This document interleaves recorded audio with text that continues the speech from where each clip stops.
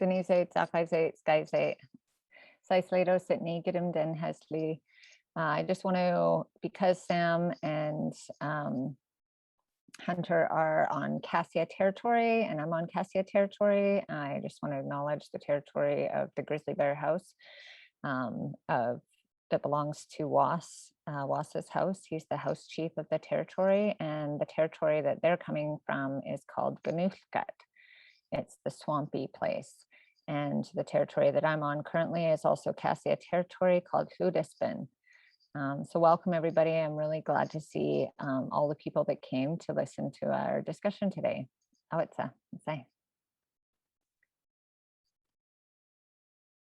I guess I'm next. I'm first up. So I'm going to try to keep this to the time limit. I'm really good at doing that and not going on and on, as people might know. So I belong to the Cassia Grizzly Bear House. I hold the name Sleydo, which is a name within that house that has been passed on through the generations. And today I want to, thinking about what the question was around civil disobedience and the need to act. Before all of you came on the call today, Denise Nemox had a really great comment about, us and our actions and how we take action, and what people sometimes think about that with civil disobedience, and how, people might criticize it or think that it's wrong or think that we're crazy. And he said, no, it's just called being Wet'suwet'en around here. And so I want to just elaborate on that a little bit, because the question that was posed to me was like, why do I engage in civil disobedience? And why is that important to me? And I think that it's super important because I am a Wet'suwet'en woman. And within our governance and within our laws, we have to uphold that. We have to uphold our Wet'suwet'en laws first and foremost, because there have been so many policies and there have been so many tactics put in place to try to erase us and to try to remove us from our territories for gain, for government gain, and now for private industry gain. And so it's really important that I stay true to being Wet'suwet'en. And so when I think about civil disobedience, I don't think about it as, oftentimes currently I'm being criminalized for standing up and protecting Wet'suwet'en territory. I'm facing 30 days in jail for standing up and upholding Wet'suwet'en law. But when I think about that, I don't think about, the fact that, I might be seen as a criminal, or I might be seen as, doing something wrong. I know that I have to make an example of what is right. And the more that we do that, the more that it becomes normalized, and the more that we show that the current regime and that the state and industry and their relationship that they have is wrong, and what they are doing to our planet and what they are doing to our territories and how that's impacting us in our day-to-day lives is wrong. And the only way that that's going to happen is if people show them that there will be resistance. The only way, we have tried everything in the fight with CGL. We have a great risks that we're taking, but there's also a lot at stake. So we look at our Wedzin Kwa, our river system, and how that's home to all of our spawning salmon, how that's home and the livelihood of our people for hunting, and the animals that rely on that, and the clean drinking water that we rely on. And the fact that drilling under the Wedzin Kwa, which is imminent, within days or weeks, will destroy all of that for us forever, possibly. We might never be able to drink that water again. And so when we think about all the lives that are dependent on this, and we look at all of the things that we've already tried, we've exhausted all of the other means. We've gone to court. I think we've had like 3 or 4 court cases just around CGL specifically that we've lost, that we've spent hundreds of thousands of dollars, that we've spent, countless thousands of hours of our energy and our time, and paying lawyers and having volunteers to try to fight within their system. And it hasn't worked. because it's not designed to work. It's not designed to protect Indigenous people. It's not designed to protect our lands. You know, we've gone through their permitting process. We've gone through the process with the Environmental Assessment Office, and they've violated all of their permits.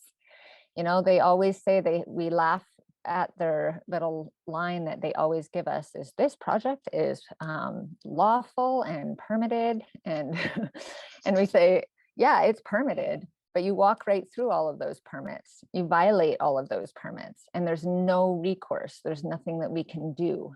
And so what we've resorted to is upholding our law by any means necessary. And what that means is occupation of our territory. What that sometimes means is blockading our territory to protect it from the harm that is being caused. And that can look like a lot of different things. Shut down Canada in 2020, going after the infrastructure of the Canadian state that cost them millions and millions and millions of dollars every single day, forced them to come to the table with the hereditary chiefs. They aren't going to do those things voluntarily. They're not going to come and say, oh, I'm sorry, we've been wrong destroying your land without your consent. We've been wrong to hold your people up at gunpoint. We've been wrong to send attack dogs after, you know, people that are upholding their own sovereignty and their own laws for the health and well-being of everybody in our territories, of everybody downstream, of everybody in the world when we consider the climate catastrophe that we're looking at. They're not going to make those decisions based on morality. They're not going to make those decisions based on the right thing to do. We have to be the ones that force them to make change, that force them to think differently, and back them into a corner so that they have to strategize and make decisions in a different way, so that they have to recognize us as the rightful title holders of our territories, and the ones that have to seek consent, free, prior, and informed consent from us before they come onto our territories. And not only is that going to benefit us, that's going to benefit the territory, everything that relies on the river, all of the nations downstream that rely on that salmon that spawn in our headwaters. That's going to benefit all of so-called Canadian society. It's going to benefit all Indigenous nations because it's setting precedent. It's changing the shape of the way that Canada and industry and the world do business. People look to Canada and think, oh, they're so great. They have this great relationship with First Nations people, with Indigenous people.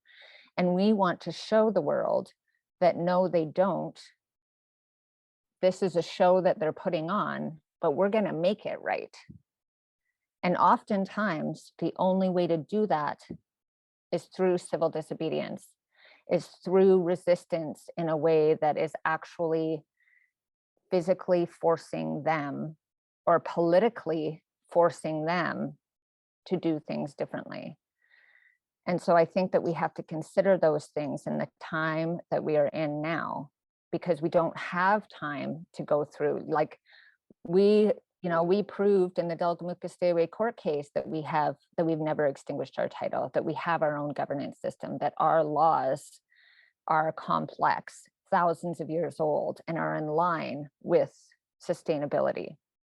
We don't need to come up with a new system of how to live sustainably. We already have it, and we've proven it in the highest court. And yet we still, that's still ignored. And we're still in this position where we literally are having to fight for our lives. We're literally having to fight for the life of our staple food, our relatives, the salmon, who are relying on us to make a change, who are relying on us to do something to actually protect them. And so we don't have the time to go through another 10-year court case or another 5-year court case. We have to take action now, because everything relies on it. And oftentimes we're at a critical stage in the world where that's the case. You know, we can write letters, we can hold rallies, we can, you know, have conference calls and have meetings, and those things are all important.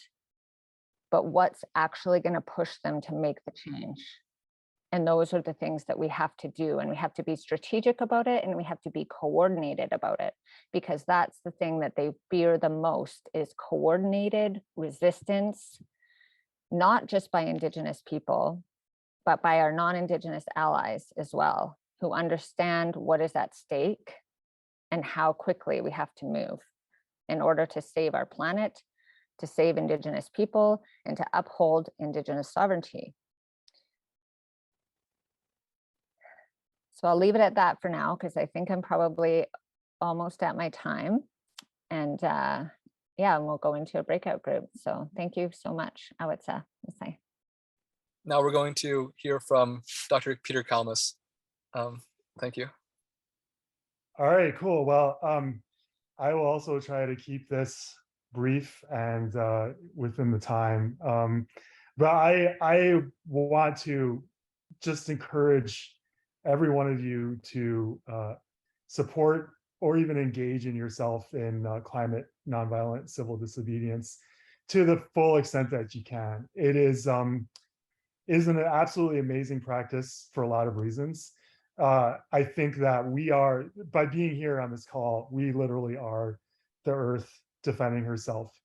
And if you can take these kinds of risks and speak out and do this not for yourself, but really kind of let the earth speak through you and channel that, and let the young people speak through you, and all of the animals and plants on this beautiful planet that don't have a voice speak through you, and future generations speak through you, is so incredibly powerful to do that.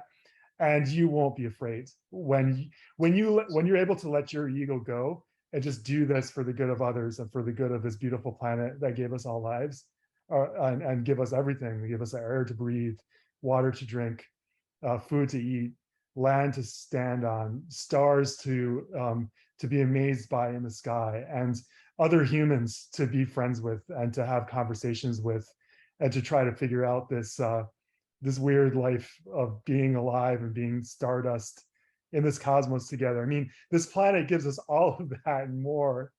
And so if you can channel that, and it's just an amazing practice to give back to this earth and to express gratitude to this earth. And I think now is the time.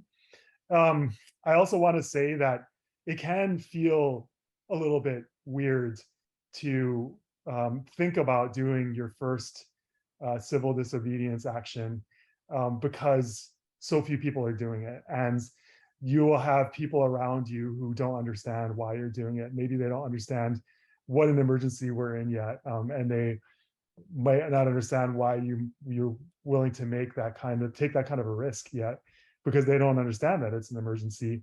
And so you can feel like you have all these headwinds that you have to push against, and that's why we're here. And for me personally, it took a few years to get to the point where I kind of had the courage and had the psychological sort of readiness to risk.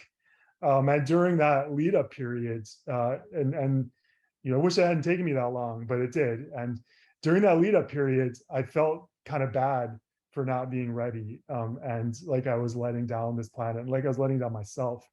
And then what I did was I started to meet with others who were of the same mindset. So these were other activists. I was in Los Angeles. It doesn't matter what group they were affiliated with. What matters is that they were beautiful people willing to stand up for this planet selflessly. And there's something about that volition that makes you feel so, I don't know how to say it. It makes you feel like you're part of a siblinghood, you know, makes you feel like you're standing in solidarity with the people that you need to be standing alongside. And you get so much courage from that. So that was a big part of my path. And then another big part of my path was speaking to the people around me and my loved ones and my family. And basically, I just said, I need to do this. And they could see in my eyes that I was serious, and something clicked for them when they knew that I was really going to do this. And they understood then. It's the same response that I had from doing the civil disobedience was by when I decided for myself, yes, I'm definitely doing this. I'm not just thinking about it anymore. I'm definitely doing this. Then when I spoke to them, they got that message, that communication. They're like, oh, okay, this really is an emergency, and I get it now. I get why he's willing to take this risk.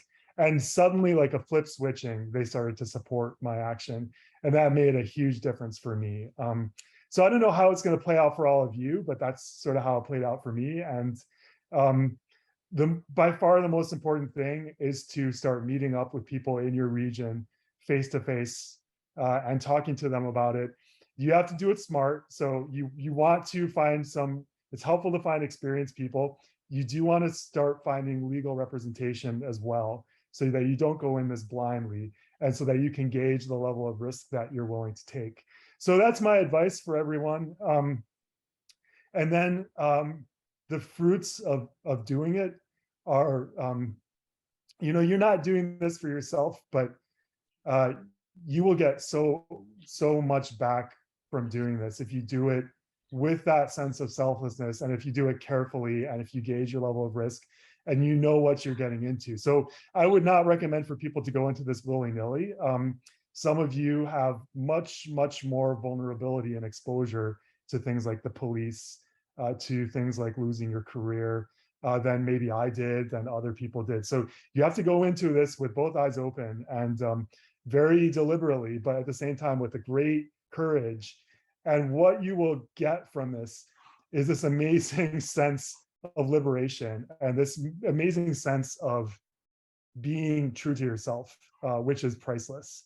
And then the last thing I will say is that, to echo what others have said, I've tried a lot of things to get people to care about Earth breakdown and about global heating, and about how much we're losing and how much more that we're going to lose in the near future if we stay on this sort of death cult track that we're on, of sort of fossil fuel expansion, of people in power getting even more power for themselves, people with money getting even more money for themselves, this hoarding, this unnatural sort of this kind of ego-driven, unnatural hoarding from a place of emptiness that so many people in our culture have fallen into, and it's now eating the entire planet and our collective future.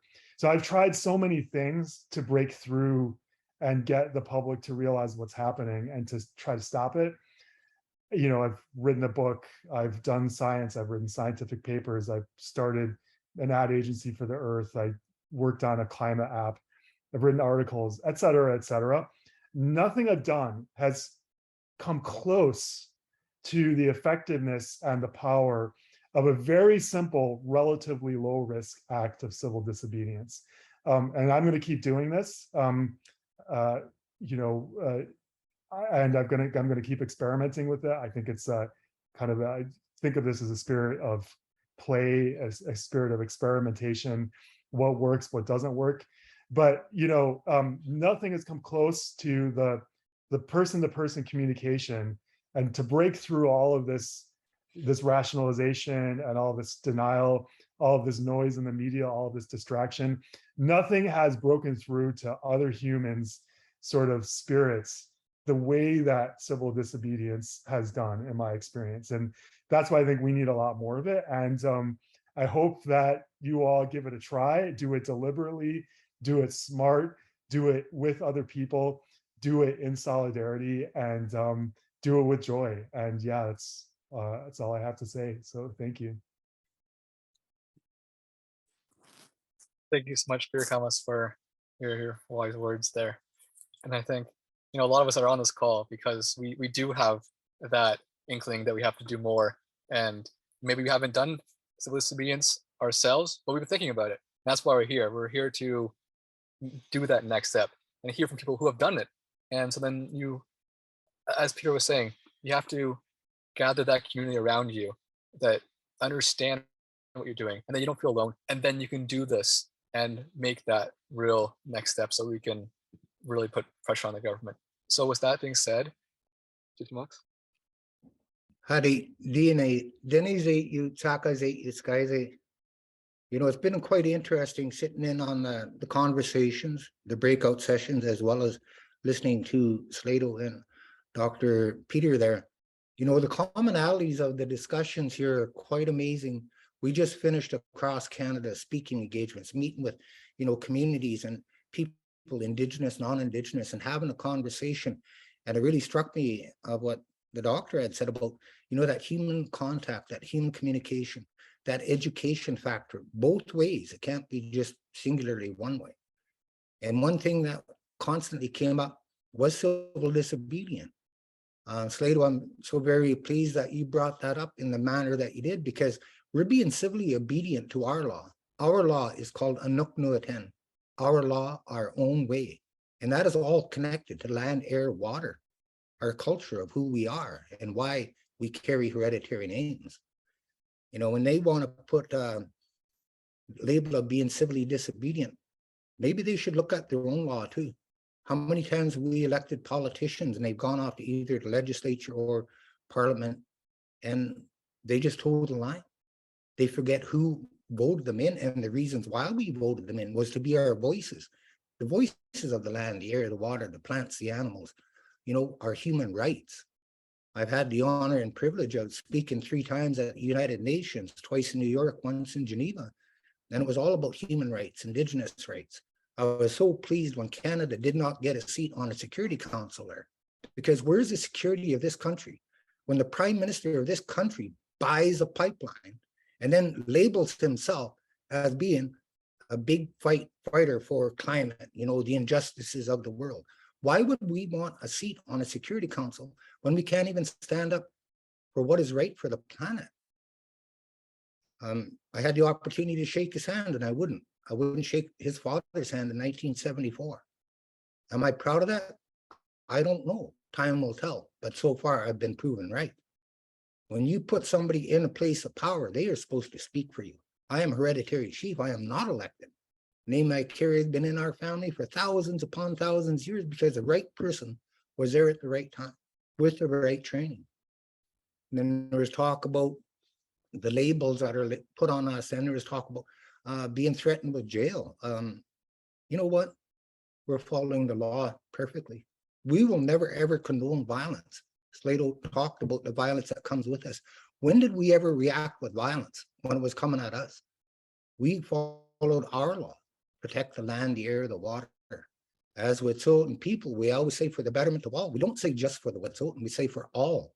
Because our waters go down to the Skeena River, the north coast. Our waters flow down to the south coast through the Fraser River.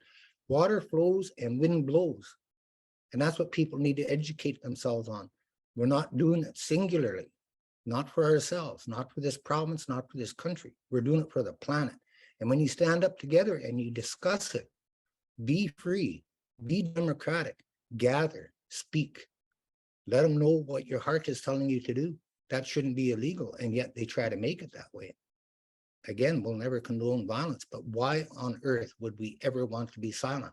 Silent is actually giving them permission to continue with what they do. If we speak up, we join together, we're aware of what's going on. You know, with COVID, people forgot to speak up. They forgot the humanity of being together. You know, when this country, every time they come at us, they go, well, we're in a financial deficit. No, this country is actually in a moral deficit. When the morality has left the country, how are the people supposed to defend what is right and proper? How are you supposed to have like-minded, like-hearted people together to make progress? Progress is not destruction. The Wet'suwet'en, we've always said it, we never want more than what we have, but we'll definitely protect what we have. In the past, these cute little labels they put on us, environmental terrorists, trying to put these cute little nicknames on us.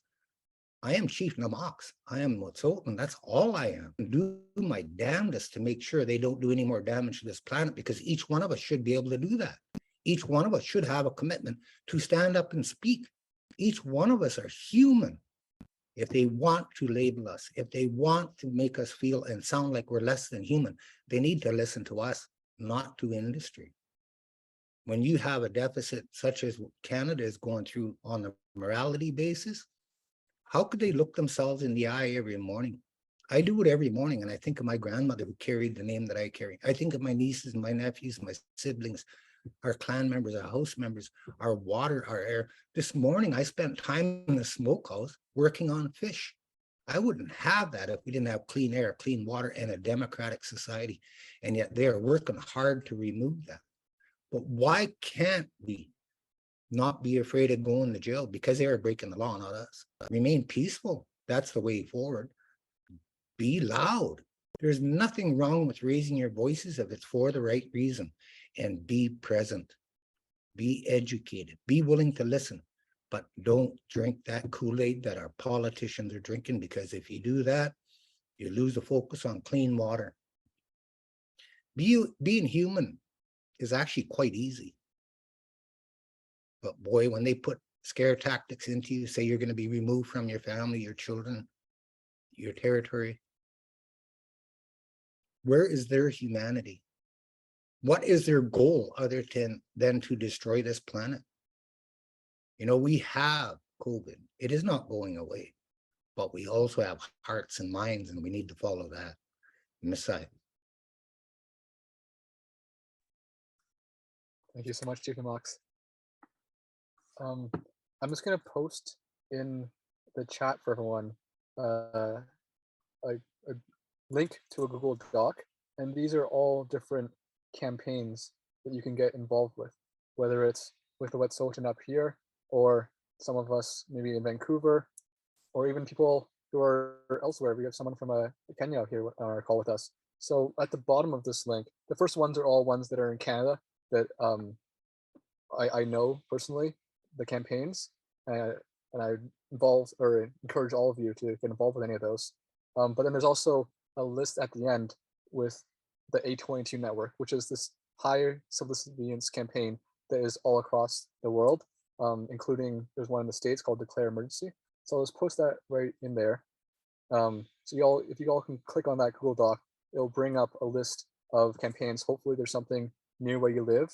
And if not, there's actually this new campaign that we're helping get going. It's called Protect Our Waters. And that's going to be focused all across Canada here. So it'll have mostly smaller communities, but there will also be bigger communities that will have these as well. And people can really get behind this local thing that we all share. We all need it to drink. We all need it to live. But then there's a whole list of other campaigns too. So if you want to mull that over.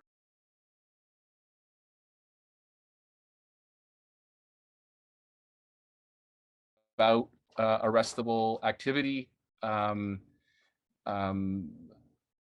So what I would suggest to folks when I mentor groups, what I try to focus on with the sort of right at the beginning is this idea that by you being willing to be arrestable, you give power to a large group of people. When the group knows and the police know that there's at least one person there that is not going to move when they tell you to move, it completely changes what you can do. So it really empowers the whole activity that your group is doing. And that is just such a different thing. The immediate resistance that your group can accomplish by that is not at all to be underestimated. So the group, my name's Hunter Smith. I know my little thing here says Better World Foundation. So what I do is I sort of travel around Canada trying to mentor community groups who are prepared to do arrestable activity. And as Peter Kalmus said, it's often it's important that there's someone experienced at an immediate situation for an arrestable activity to actually occur, because it's very hard for groups who have never done it to jump out and do it. They certainly can, and there's lots of mentoring that can happen remotely, but that's why finding other groups that are involved is great, but that doesn't need to stop you. Literally the first arrestable activity that we did with a group of Fridays for Future kids in Nelson a year ago was we just kind of walked with them, and we went across a pedestrian crosswalk, and they held up signs, and they didn't get off the pedestrian crosswalk when motorists started to honk their horn for like a minute. And we did that a few times with them, and they were completely empowered. And then it just escalated from there until they were blocking off city streets and camping on the street for an entire 24-hour period. The amazing thing is that when you have one person, or you yourself, is ready to be arrestable, that's why I'm not saying that it's being arrested, because arrestable just means that you're in a position where you're now forcing the police to make a decision as to whether they're going to arrest you or not. And often they won't, for different reasons. And once your group starts to understand where that line is as to where they will arrest people or not, then more people can go really close to that line, as long as you've got one person for sure that's willing to be past that line. So what I would encourage you all to do is, I've heard Sleydo put it this way. We often talk, folks will talk about, we need boots on the ground. And so especially up here, where the resistance happens, like in the forest, having individuals there, it just can't happen without it. But what I've heard Sleydo say often is, you can make a front line wherever you are. You can be the boots on the ground anywhere. And that just requires you to be willing to not move when a police officer or a private security guard tells you to. And that they're not at all accustomed to that. Most people in Canada and parts of the West, since elementary school, they've been told to listen to police officers, and they've been told police officers are your friends. Well, folks, it's just not true. It really isn't true. Their job, for the most part, is to enforce laws that, for the most part, protect private property. The amount of time that a police officer actually spends protecting an individual from some kind of violent harm is a very small part of their job description. So just try to give a few nuggets as to things to take away, because that's often what I take away from these talks. I'll just throw a few different ideas at you. And that is that so many people that are concerned about their world, whether it's from purely a climate perspective, or maybe it's racism, or it's poverty issues, if we can start to recognize that we are trying to resist the billionaire system, that is what we're up against. It's a system that primarily billionaires. There, apparently, according to Forbes magazine, there are 2,700 billionaires in the world. That's it, 2,700 people. There's a whole group of people around them. They're lackeys, or people who have hundreds of millions that want to be billionaires. But for the 99% of the rest of us, the system oppresses us. So that causes a lot of despair for a lot of people. And what I can tell you is that when I put myself in positions that I was arrestable, and when I was arrested, that despair can end. This is the best therapy you can in any way engage with, because you're doing something. And for myself, I largely stopped reading these catastrophic articles about how horrible things are in the major media, because I know it's bad. And I try to focus now on what I'm doing, the tactics that I'm involved in and the groups I'm involved in.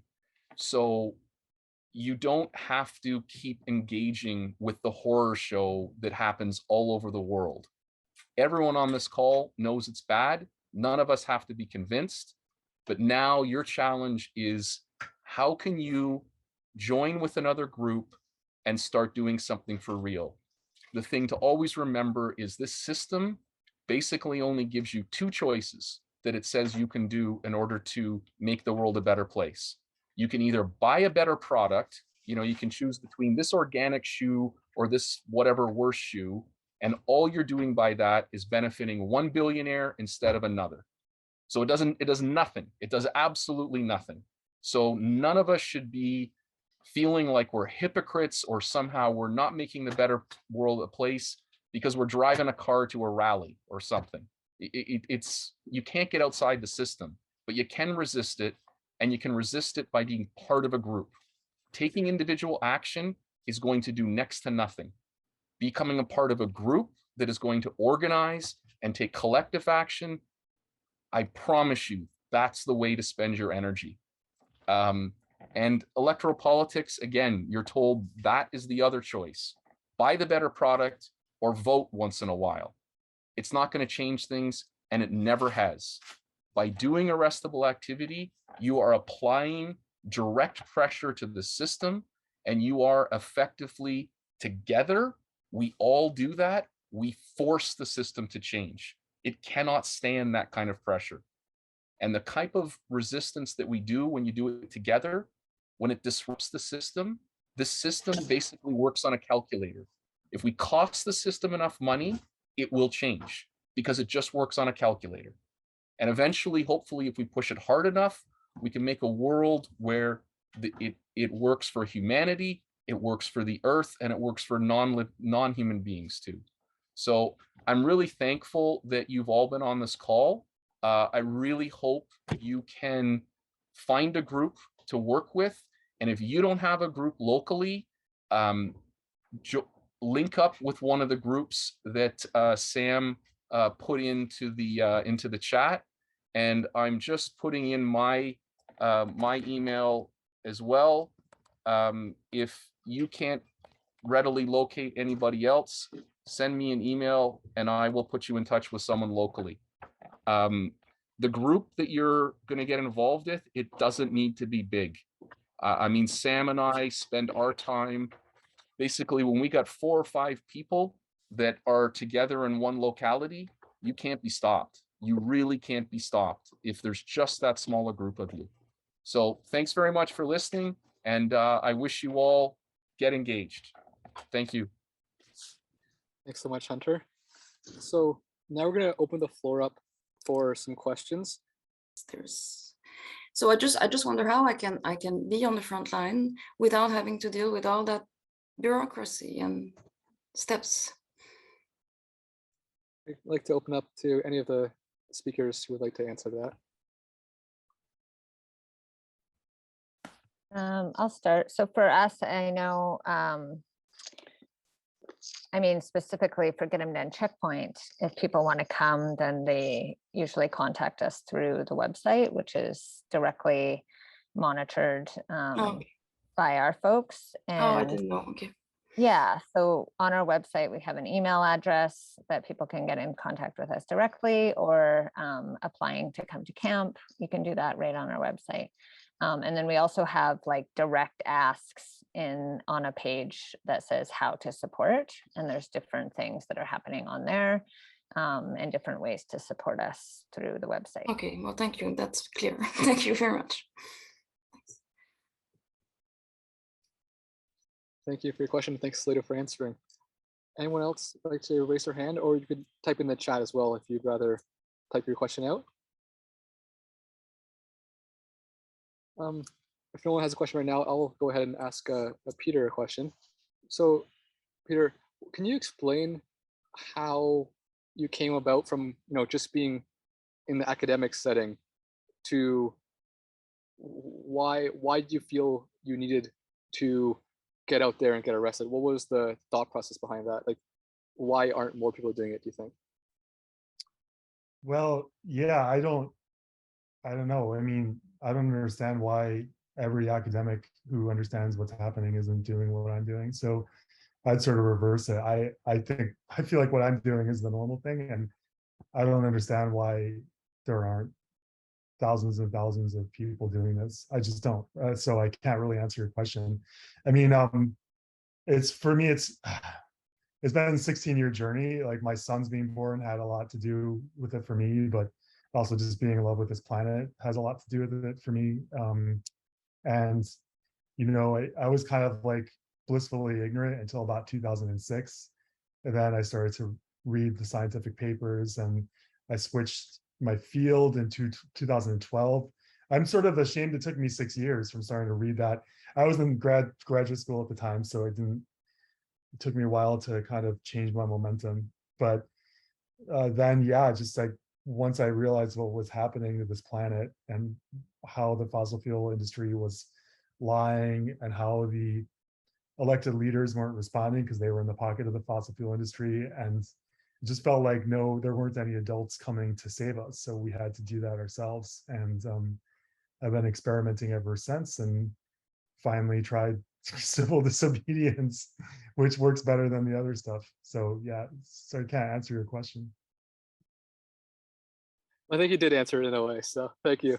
I have a few questions in the chat here. I'm gonna go with one of these, and then Hunter has a question as well. So first off, there's a question from Donna Clark. It says, Sleydo or Namox, could you please speak on why it's imperative to support Indigenous sovereignty in our climate justice work? Thank you.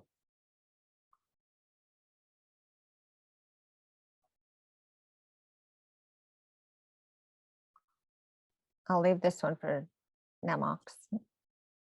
Yeah, took me a minute to find the unmute. Indigenous sovereignty is actually based on land, air, water, and culture, and that's the very basis of who we are as humans. That's what we depend on, right? Like often we say, you know, the planet needs us, doesn't need us. We need the planet. And so that sovereignty is that voice of the land, the air, the water, the salmon, the plants, the berries, the medicines. That is what sovereignty is to us. That is why governments really don't want to acknowledge who we are. Yes, they say we exist, but it's been 25 years since the Delgamuukwa court case. And, you know, we have our MOU, and that hasn't been touched for a couple of years now because they don't want to give that sovereignty. They don't want to give that power up.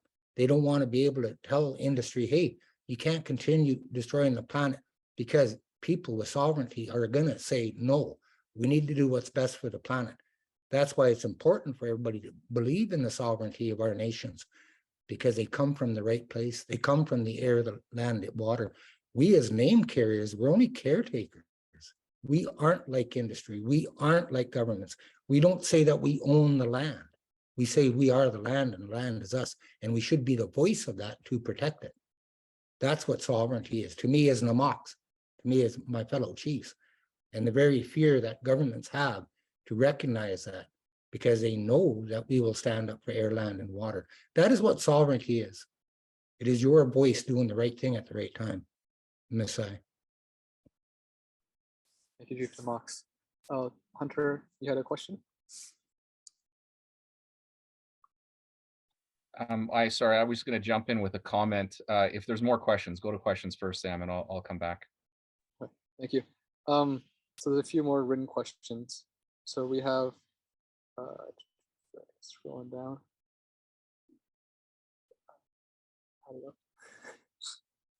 Okay, Sleydo, you mentioned doing nonviolent direct action as part of a broader long-term campaign.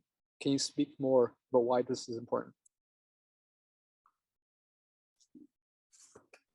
Sure. I mean, I think that nonviolent direct action, and like Namox has said, you know, we've never been the ones that have brought violence into these situations and these conflicts. It's always the oppressor that is bringing violence to us.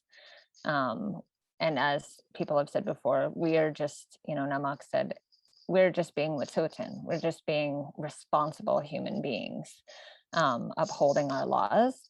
And I think that it's easier for them, it's easier for government, it's easier for industry to pass us by and to ignore us if there's no consequence. And so I wouldn't say that any nonviolent direct action is is necessary, or just any type. I would say like being strategic about what that nonviolent direct action is. And is it going to cost people? Is it going to cost these industries? Is it going to cost these contractors who are the ones actually doing the harm to our territory? Is it going to cost them money? Is it going to cost them time, which is money? Is it going to make a statement? I think that in 2020, look at all of the things that were done, all the direct action that was taken, and there were railways that were blocked. There were, government offices that were occupied. The legislature was occupied in BC. And so all of these things, if you look at strategically, what is going to actually stop the project? If you can combine that with having a voice, with the inspiration that it's going to bring to other people, the camaraderie that it's going to bring to other people, to take action and to feel good about it, and to know, and the other thing I want to say is, like, we're not doing this out of anger. We're not doing this out of, we're pissed. Like, we're so angry at what's happened to our people. We're so angry at living out here in the Yinta and watching industry go by, hundreds of vehicles every single day, watching them destroy our land. But that anger comes from our deep love for our people, our deep love for this territory and everything that relies on it. So I think if we can harness that and use it in a very strategic way, that's actually going to impact the bottom line, that's going to impact government in a way that they can't ignore it, because they can't function without it. They can't profit if it's happening. Then those are the strategic nonviolent direct actions that I would say that we need to steer towards, because they can't ignore it if it's costing them money, if it's costing them time, and if they can't continue to function the way that they are currently functioning. I would say. Thank you, Sleydo. We have a question here from Susan, and this is for either Namox or Sleydo to answer. What is the root of why so many people are capable of doing this harm, of ignoring the harm going on? Is it trauma that prevents them from unfreezing themselves and taking action to defend their children, grandchildren, and life on Earth? Should we be concentrating on healing humans so we can break free of the damage we carry from multi-generational trauma, or should we just be addressing the symptoms of this trauma, such as pipelines? I think for myself, the trauma itself, think about what caused it. The healing part is actually the land, the air, the water. Now, when you do that and you put that above what you're actually being told, that this is what caused it, rather than you truthfully knowing that it is damage to the human and to the planet that is causing that trauma. Because if you depend on somebody else to tell you what your trauma is, they don't know. Only you know. And only you know the answer. As Chief Namox, I know the answer is in clean water, the land, the air itself. That is what calms you. That is what makes you human. If you focus too much on what somebody else is saying, you won't find the answer. You need to find the answer in yourself. And I've always found it in clean water, clean land and air. To be in this situation right now, our people are suffering trauma. And, with the pipelines and the violence and all that, how do we heal it? We know the land, the air, the water will do that. That's why we can't stop what we're doing. That's why we have to remain what's open and continue with our law. That trauma itself didn't exist before contact. And we're one of the last, if not the last in Canada, to have European contact. And look at the way we're treated. Now, that their trauma symptom itself, sure, you can trace it back. But why can't you find your strength in healing? That healing is the land, the air, the water, and the site. Yeah, I'll just add to that as well, because I think that this is a really important question, and that a lot of people are focused on the healing aspect of it. And I think that is absolutely necessary. I think that we can do both at the same time. Like Namox had just talked about, is like, we're on the land. We know the land heals us. It's the only thing that keeps us going. is having a relationship with the land. The reserve system was put in place to take us off the land. Most people are so disconnected from the land and from their relationship to it, and the fact that they don't even realize that that's where their food comes from, that that's where they're, you know, in a way, like most people, like, you know, consciously think, okay, I go and get my food from the grocery store. Well, your food, actually, you're not having a direct connection to where your food is coming from often. So that relationship to the land, I think that we can heal it at the same time as we're defending it. And that part of that defense of the land and that defense of our humanity and our connection is healing in itself. And so the more people that we can get involved, the more people that can like go to the territory or understand our Indigenous worldviews and our relationships to the land and support that, can be a way to heal the people that are so disconnected that they can't see and they don't feel the impacts of what's actually happening. And that's happened to everybody. You know, that's happened to us for a lot less time, but that's happened to all people. You know, globalization and the colonization of all of the earth, of every country, you know, of every Indigenous nation. And so it's so deeply seated that we can only undo it by actively, you know, engaging and having that relationship, which is a form of resistance in itself. Thank you to both of you for answering that question. We have one question here. I think Peter would be the best to answer this question. How have you guys experienced and how have you dealt with rejection in your close circle after talking about the reality of climate change and our economic system that's fueling it? That's a good question. I haven't really had to experience that too much, I guess. I think maybe partly because I've been doing it for so long. I remember early on, it was really weird. People would roll their eyes at me and they wouldn't want, like, this was 16 years ago, you know, when no one was talking about this stuff, and people didn't want to hear it. They didn't think it was, there's like this really strong bystander effect where when nobody talks about it and everyone's doing business as usual and flying around in planes and all that stuff and acting like everything's normal and there isn't a climate emergency. That's a powerful psychological effect, the bystander effect. But maybe it's because I just like know so many activists now, or whatever, but I just say what I'm going to say. And I guess if people would not want me to be in their circles anymore, I'm totally fine with that, because I prefer to spend my time with people that do get this at this point. Great, thank you. I think we have one question from Diego, and then we have one question that was sent in that I'd like to go through. And then I think that'll be enough for the questions. So we don't want to run the call too late. And then we'll go and have each of the speakers be able to say a closing statement. So Diego, if you'd like to ask your question.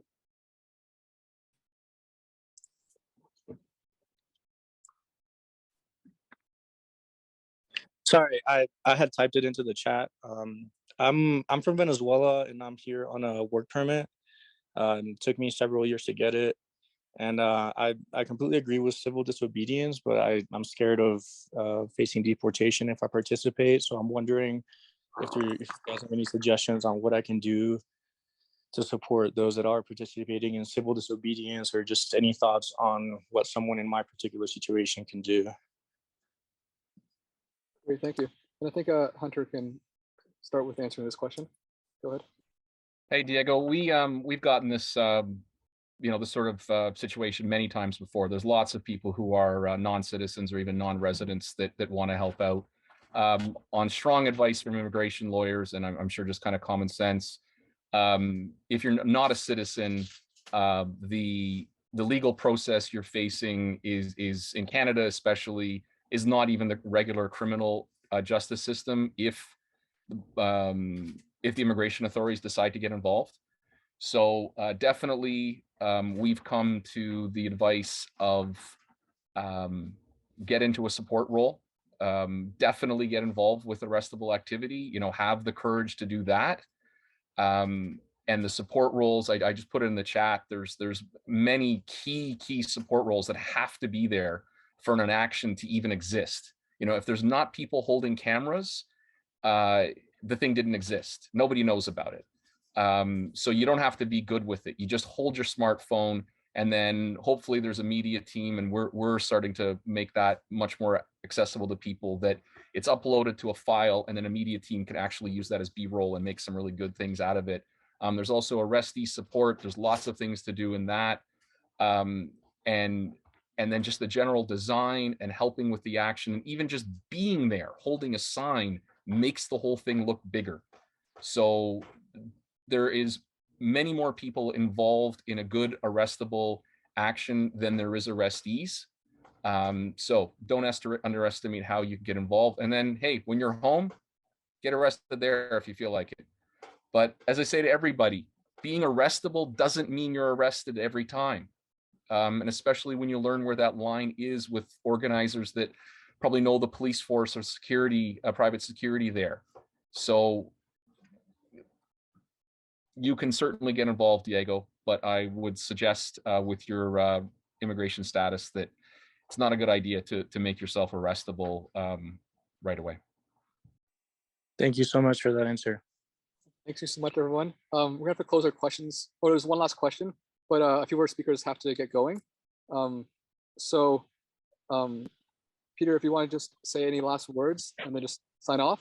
And then just one last question. I think Sleydo would be good to answer that. Oh yeah, thank you for that, Sam. That's really kind of you. Yeah, I don't really have much else to say, but that I'm, inspired by you guys. This is not something that we can do alone, and I don't know. There's just something to me so meaningful about this, and if even just being on a Zoom call like this is great. And then when you're face to face with the people close to you and you're hanging out with them and talking about this stuff and what you're going to do, and then doing it with them, it's incredibly powerful. And so yeah, if you can at all do it, please do it. Thanks. Thanks so much, Peter. And please head off to do the rest of the important things you have to do today. So here's one last question. I think Sleydo and maybe Chief Namox would like to touch on it. The question is, I'm wondering if there's a specific targeted action or day for national solidarity in solidarity with the Wet'suwet'en, something like to kick off Shut Down Canada 2.0. Yeah, let's go for Shut Down Canada 2.0. I think that one of the things that we've been talking about is holding people accountable that are responsible for the destruction of the territory, and especially for the drilling. And so we have some main contractors on our website that are responsible for actually doing the drilling underneath the river. And I think putting pressure on those people to kill the drill, to stop the drilling, and to put pressure on the government to put a moratorium on the drilling under the Wedzin Kwa, but also just to take action that's going to disrupt the system that's continuing to destroy our territories. And we don't have a specific day set. I think we're asking people to get ready for when the call out comes. In 2019, the state, we've found out through FOI that they were very concerned that there was coordinated actions in response to the raid that happened on Gidimt'en territory in 2019. And this will be part of my closing comments as well. But in 2019, when I got out of jail, my family came to pick me up out of jail. And they said, I came down the steps and I hugged my kids, and, I was so excited to be free. And my sister goes, have you seen all of the news? Have you seen everything that's going on? And I'm like, no, I've just been in jail for the weekend. I don't know anything that's going on. And she's like, oh my God, there's this rally and there's this march and there's this, there's all these things happening. And you know, we're way out in the bush in the middle of nowhere. Like, you know, we really sometimes feel so alone. And it's stuff like that and actions like that that people are taking that make us stronger, that we know that we're not alone in this. And I can't express to you how important that is to us and how much that means to us, that continued voice, that continued strength, that continued courage that everybody takes, and the risks that people take. And then we know it's not just for us, but we feel less alone and we feel supported. And that goes a really long way in this fight. And also, yeah, somebody had mentioned RBC. We have a campaign against RBC as the the financiers of this project, the insurers of this project. They have to be held accountable for what they're doing. And so, like I said before, direct actions against, people that are making profit, that are profiting off of destroying our headwaters, the contractors that are actually doing the work for this company. If they don't have workers, how are they going to build a pipeline?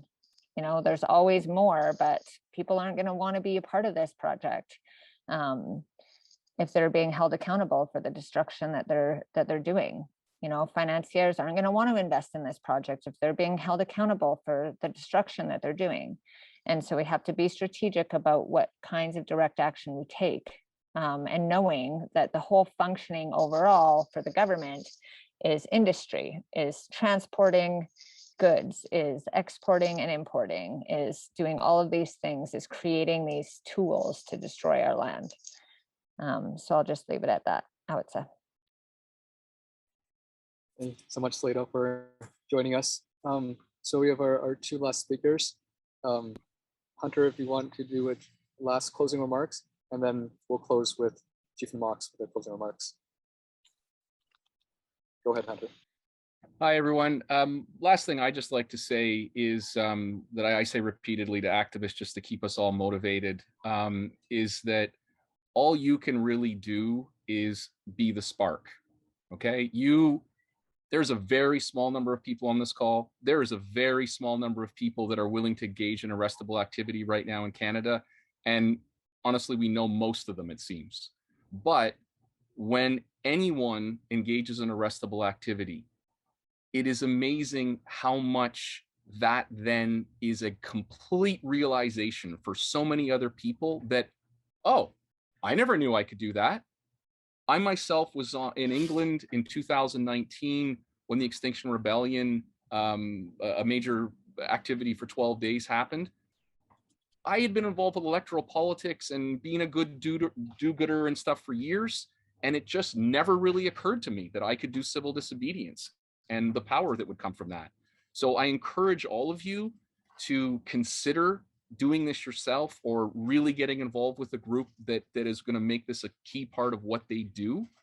And that in doing that, others just hearing about it is an enormous influence on growing resistance across the world. And then as far as your own personal motivation, whenever we ask ourselves, oh man, I just got arrested, or my buddy just got arrested for this, am I really making a difference? Did anyone ever really step up after that? All you can tell yourself is you're the spark. That's your job. If things are going to catch fire, that's up to so many other people. You look around suburbia, you look around all the houses that are there, people driving cars, you think they don't care. It's up to them to actually take notice of what you're doing. It's not up to you. You're doing your bit by even considering this. And if you can motivate other people by your action to do that as well, we are growing a resistance around the world, and we have to finally take down the billionaire system. But it's not going to be just the 50 odd people on this call that can accomplish that. But you guys keep being the spark and things catch fire. Experts say that all over the world where major civil resistance movements have happened, they have come out of nowhere. That all of a sudden, this mass mobilization happens and regimes topple.